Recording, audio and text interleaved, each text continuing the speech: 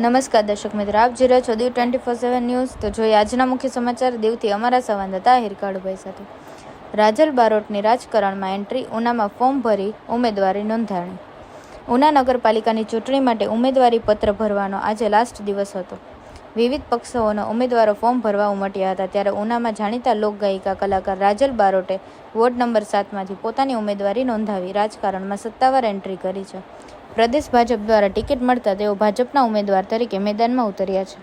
Party દ્વારા તેમની લોકપ્રિયતા અને સામાજિક જોડાણને ધ્યાનમાં રાખીને તેમને ઉમેદવાર તરીકે પસંદ કરવામાં આવ્યા છે। દીવ 24/7 ન્યૂઝને લાઇક કરો, શેર કરો અને સબસ્ક્રાઇબ કરો।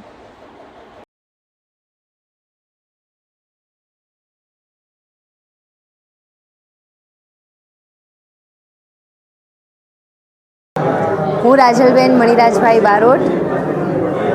શું કહેશો, આજે ઉના નગરપાલિકામાં આપણે ઉમેદવારી નોંધાવી છે, ભાજપ પક્ષ તરફથી આપણે મેન્ડેટ આપવામાં આવ્યું, કઈ રીતે આ ચૂંટણીને જુઓ છો? બસ એક ઉત્સાહની તરીકે નજરથી હું જોઉં છું અને આજે ઉના નગરપાલિકામાં મેં ઉમેદવારી નોંધાવી છે। ખૂબ જ સારું લાગી રહ્યું છે, જનતાનો સાથ સહકાર મળી રહ્યો છે। ઉના શહેરના ઘણા બધા સારા કાર્યકર્તાઓને આજે અહીંયા મળવાનું થયું છે, ખૂબ સારું લાગી રહ્યું છે।